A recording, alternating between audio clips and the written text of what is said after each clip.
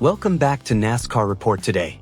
If you're new here, make sure you hit that subscribe button and help us push toward our goal of 1,000 subscribers, because today's story is one of the wildest nights in modern motorsports history, and you will not want to miss a second of it. This is the story of how Kyle Larson said no to his own crew chief. He said no to the president of Hendrick Motorsports. He had already made peace with the fact that he would not be racing the 65th running of the Knoxville Nationals, and he had already handed his car over to someone else to drive in his place. Then, in the middle of a 400-lap NASCAR race, his crew chief Cliff Daniels got on the radio and simply refused to accept that answer. Here is exactly how it all went down. Kyle Larson crossed the finish line at Richmond Raceway at 10:17 p.m. Eastern Time, finishing 6th in the Cookout 400. He skipped every single media obligation, sprinted from his number 5 Hendrick Motorsports Chevrolet straight to a waiting vehicle, and by 10:57 p.m. Eastern, a private plane with the tail number N501KL was already lifting off from Richmond. By 12:55 in the morning, that plane touched down in Pella, Iowa. By 1:15 a.m., Kyle Larson was walking through the gate at Knoxville Raceway.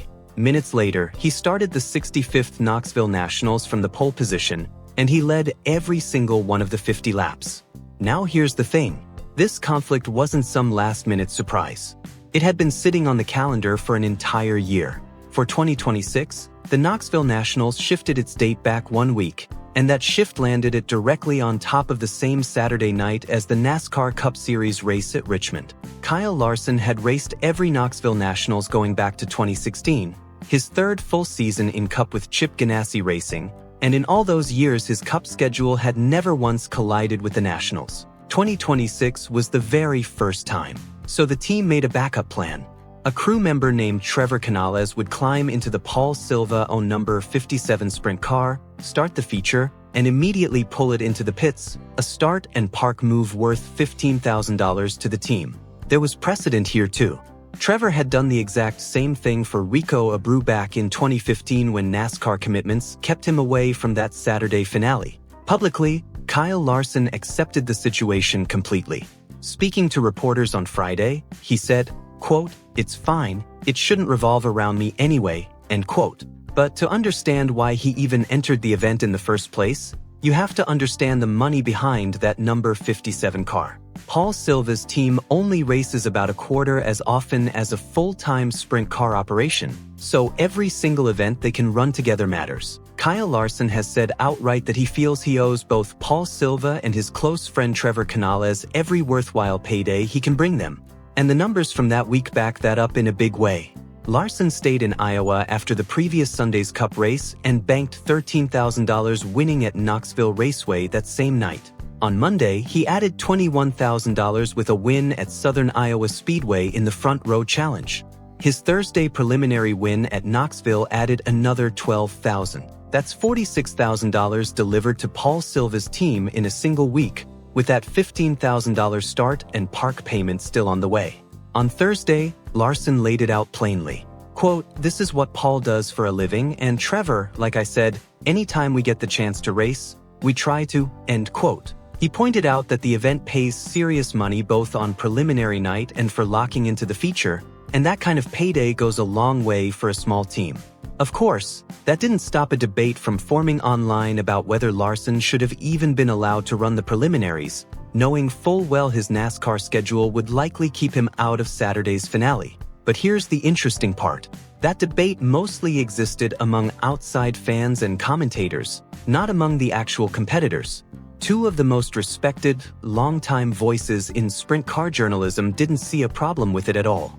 TJ Buffenbarger pointed out plainly that Paul Silva makes his living owning that number 57 car. And Jeremy Elliott called the whole idea that Larson was taking someone else's spot a total nothing burger, adding that everybody races on the same playing field, and if you don't like it, the answer is simple: go out and beat him. Larson himself never tried to argue the rules. On Wednesday, he said if they want to change the rule, that's totally fine, adding that his team didn't carry their way and officials should do whatever they felt they needed to do. But then there was the simple math of the situation, and the math did not work in his favor. Knoxville Raceway is a half-mile dirt oval. Richmond is a 3/4 mile short track. In the previous year's running, Driver introductions at Knoxville began around 8:30 Central Time, with the checkered flag falling close to 9:15.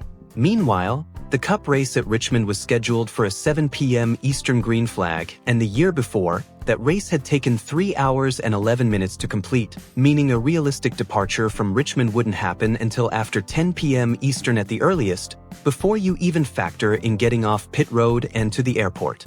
A flight from Richmond to Knoxville, Iowa takes roughly 2 to 2.5 hours. Even in the best-case scenario, Larson wouldn't land until close to midnight Central. For him to actually make the feature, the Nationals would need to run hours behind schedule, not just a little late. Larson knew exactly how narrow that window was.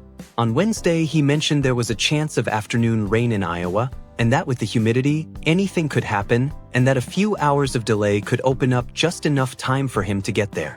By Thursday, he put it more simply, saying, quote, "I'll be checking my weather app with my fingers crossed," end quote. But he'd also made peace with the alternative, saying, quote, "It doesn't kill me, I haven't lost sleep over it since knowing the schedule for about a year now," end quote, adding that he felt genuinely lucky to have run the Nationals for as long as he had without ever hitting this kind of conflict before. And then the weather showed up right on cue. Severe late summer storms rolled through Knoxville and pushed the entire Saturday schedule back again and again. It actually started the night before, when Friday's Hard Knock night got pushed to Saturday and shortened into an abbreviated afternoon show. Then steady rain on Saturday delayed the championship program by a margin nobody had predicted, roughly 3 hours in total. And here's the kicker, the forecast gave almost no warning of this. When Larson climbed into his Cup car at Richmond, the forecast showed only about a 10% chance of rain back in Iowa. Reports say he was disappointed for a moment when he first heard the news, but then turned his full focus back to the Cup race in front of him. That Cup race did not start well for him either. He qualified 30th on Friday and started dead last in the field at 30th. He fell laps down early on that tough 3/4-mile track. But Hendrick Motorsports confirmed the number 5 car clawed back from a 2-lap deficit as the race went on. He finished Stage 1 in 25th, improved to 13th by the end of Stage 2, which earned him the free pass and put him back on the lead lap. That 6th-place finish at Richmond mattered on its own too.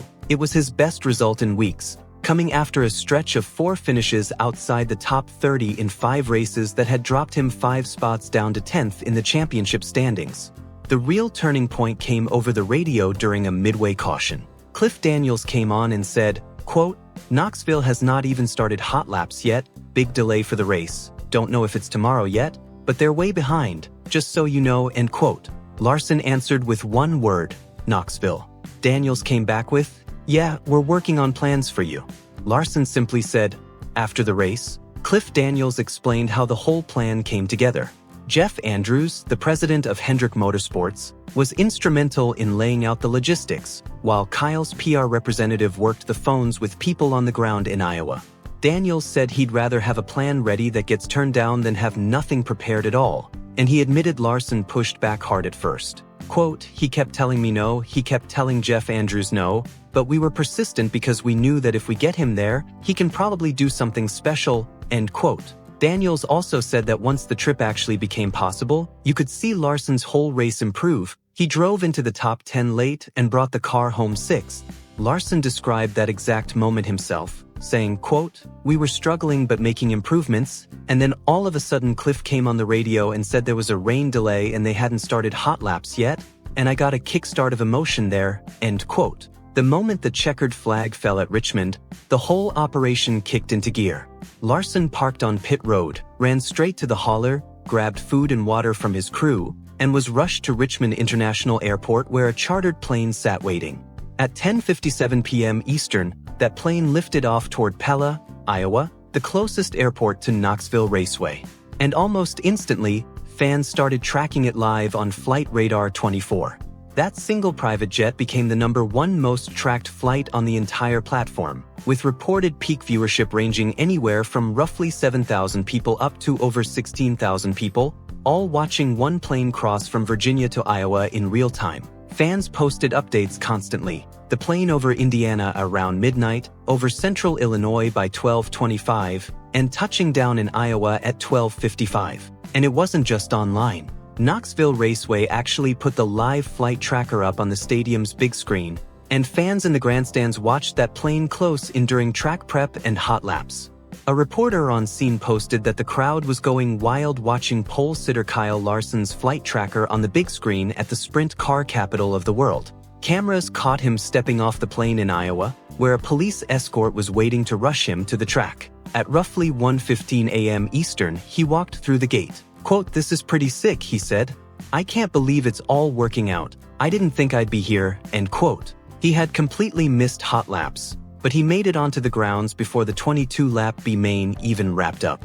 The 50-lap finale started with Larson on the pole, and he led every single lap from start to finish. He hit lap traffic with 2 to go and simply pulled away for the win.